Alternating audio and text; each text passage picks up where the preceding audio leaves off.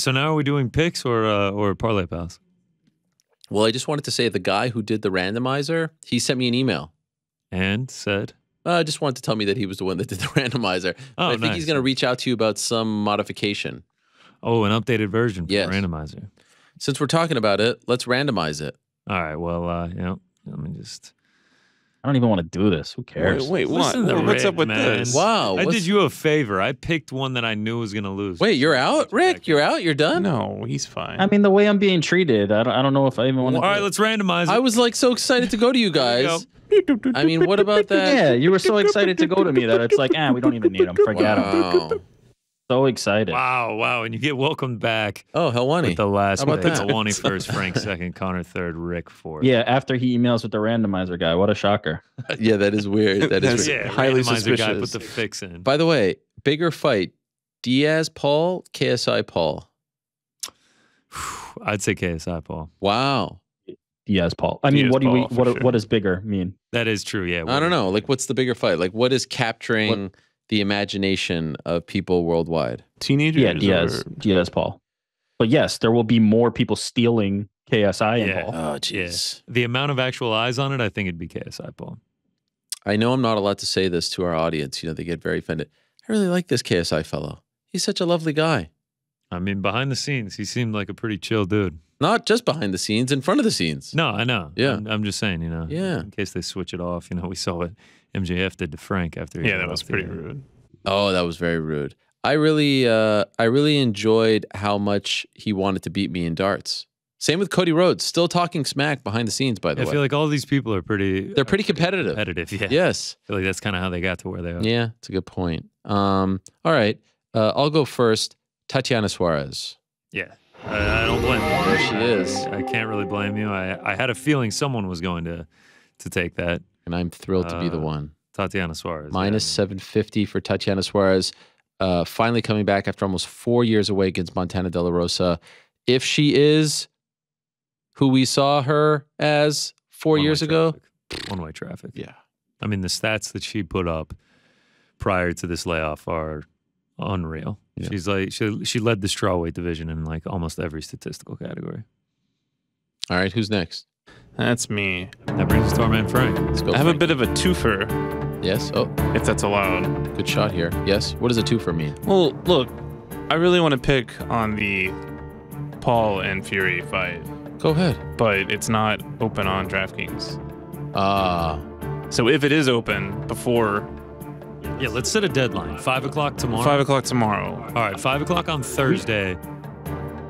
It has to be logged in, and then I'm going.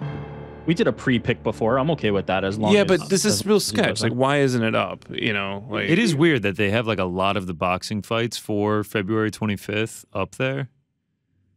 But yeah, why do you think that is? I have no idea. There's a lot of questions in the air. Reputable legal sportsbook that have the fight up. They're writing articles about the fight, but they're not allowing you you to imagine they're gonna put it up. So okay, who do you want to pick? So I would pick Jake Paul to win money line. Okay. If it goes up. If not, I have another pick in the backup. And what would that be? ANDRÉ MUNIZ. Money line. All right. I don't hate that. Right now we'll slot Jake Paul in right around minus 165, and yeah, appreciate it. All right, I could live with that. Who's next? That brings us to me. Wow. By the way, do you guys feel like the fact that it's on a Sunday ruins it, or you don't care?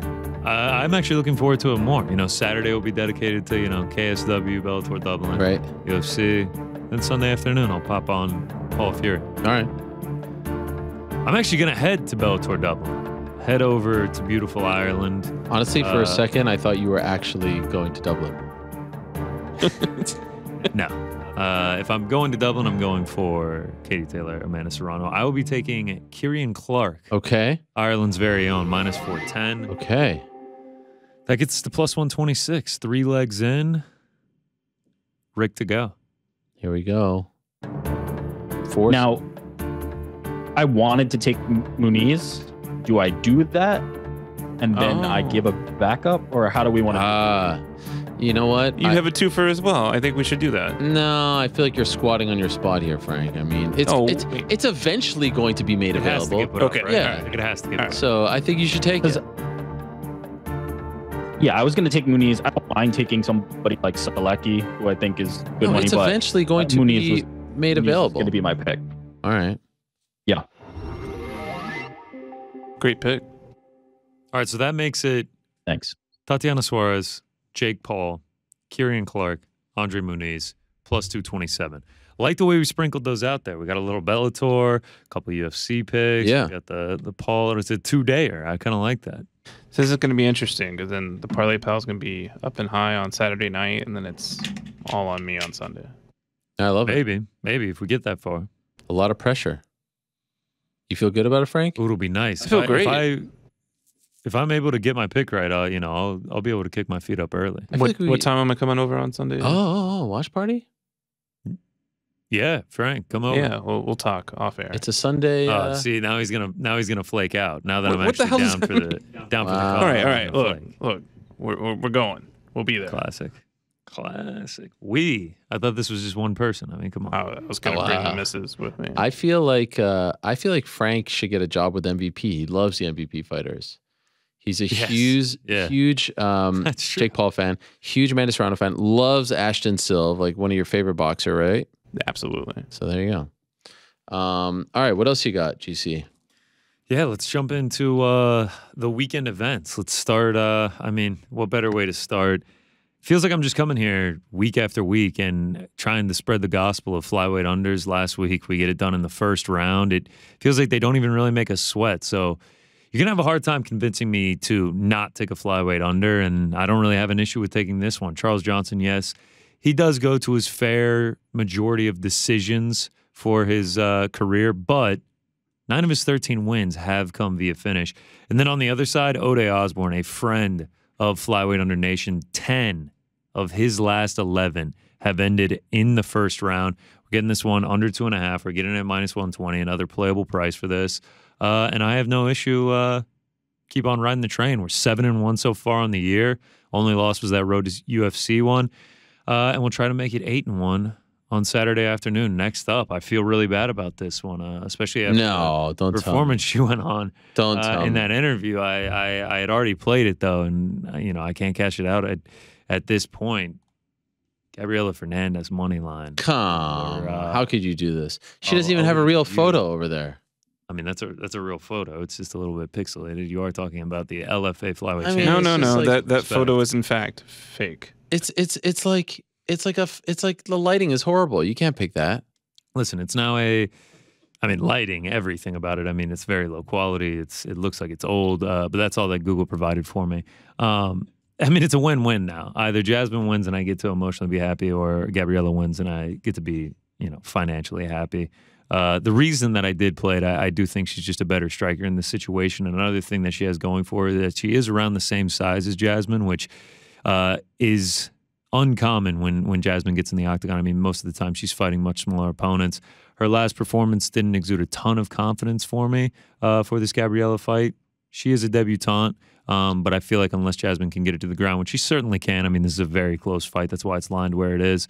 I do think Gabriela will be able to find success on the feet. I feel guilty about it, though. I mean, I just have to say I do feel she's bad. So lovable. I know, dude. I mean, I didn't know this was going to happen this week, okay? I mean, I started making my plays early on in the week, and then, now this gets thrusted on me. I felt guilty the entire interview. Yes, Davicius. I got it. You're almost there. Yes, Davicius. I mean, I'd like for her to confirm before I actually say that you got it right, but we'll keep it moving. Trevor Peek, I will be taking him inside the distance against Eric Ghost Pepper Gonzalez. 2 fights in, both of his losses have come by way of finish.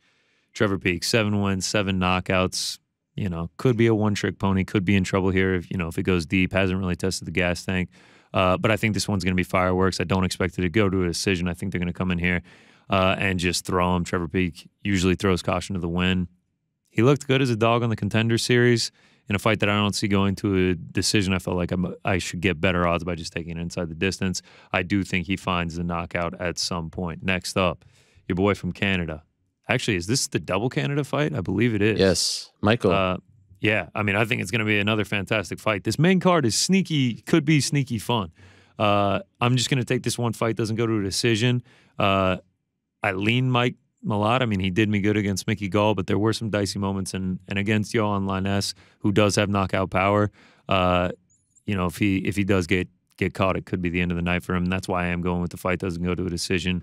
Malott, 9 of his 10 have not gone to a decision. Lainez, 7 of his 10 have not gone to a decision. And between the two, 20 fights, 14 have ended in the first round. I really think this one's going to be a fun one as long as it lasts.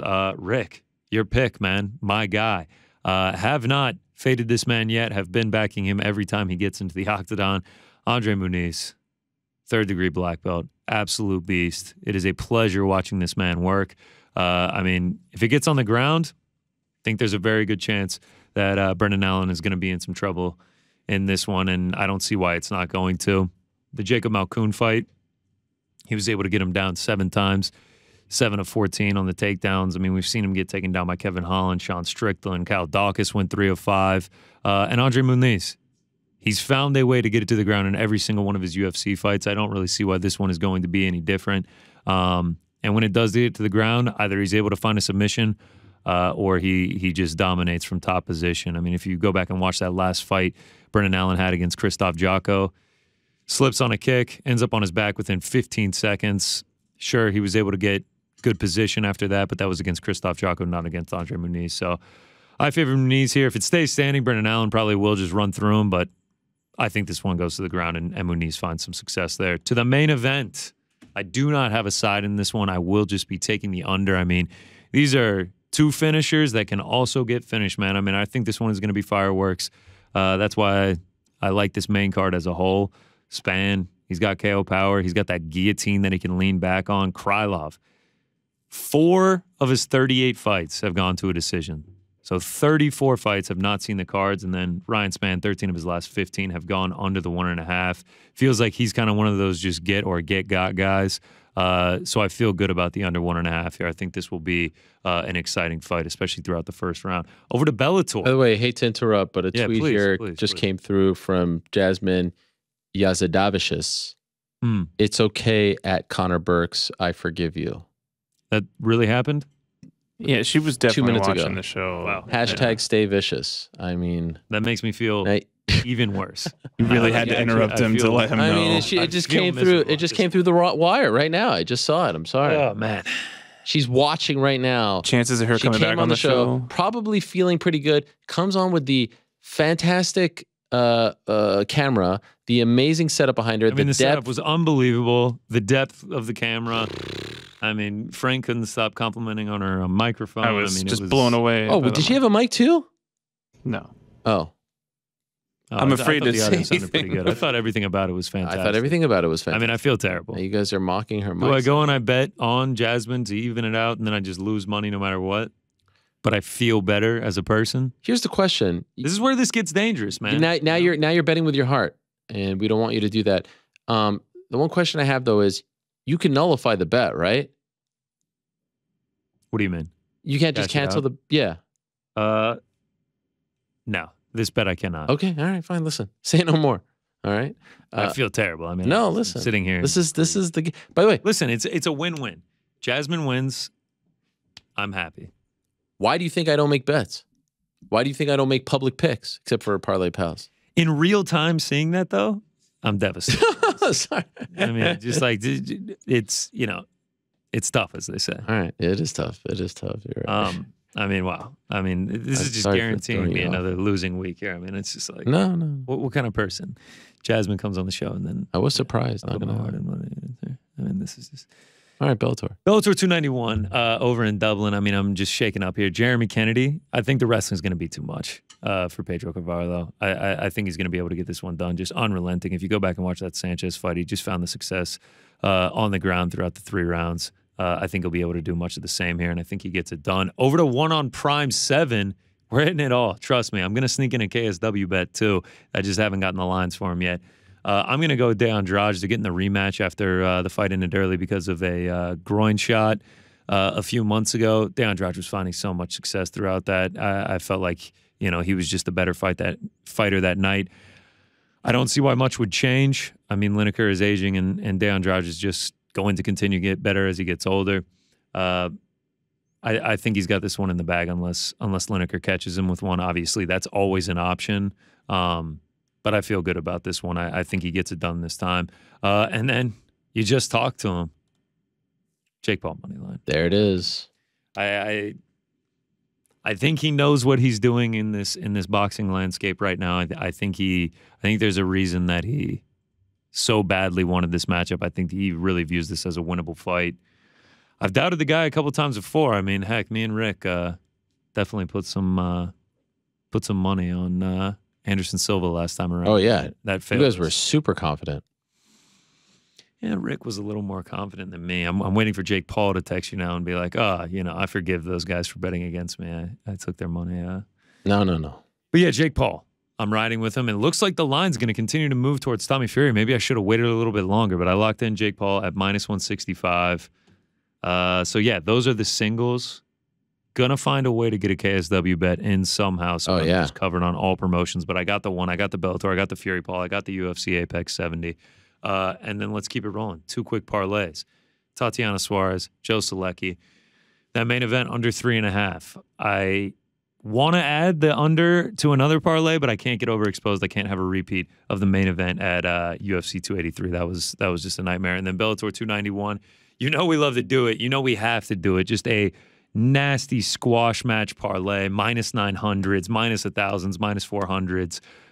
What doesn't say winner? What doesn't say plus EV like a -144 4-legger? I mean, that's just smart gambling right there. And that finishes it up. I think I got about 10 singles and 2 parlays for the weekend. Wow. Obviously the Parlay Pals. And then potential KSW.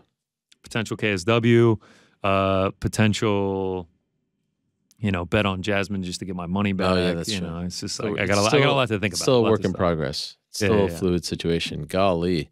A lot going on, but those are the fun weekends, right? Those are the ones that we live for. I mean, this is going to be a pretty fun weekend. Like you just... Yes. I mean, I don't know what your plans are on Saturday. You fire up Bellator 291 around 11 on the East Coast. By the way, I love the fact that it's a Saturday day card. They usually do these Irish UK cards on Friday during the day, and it feels like they totally get lost in the shuffle. So at least now it's like, it was like the Lee Wood fight last weekend. It's a Saturday where we're available to watch, not on a freaking Friday. So I love that. Yeah, and then we get to UFC. We got the boxing on Sunday, KSW at the same time. I mean, there's a lot going on. Petition to make UFC pay-per-views on Friday nights and, any Bellator just on Saturday afternoon. Switching the whole damn thing? You like it on a Friday? I would love Don't hate it. I would love By the way, it would make my job booking this show a lot easier.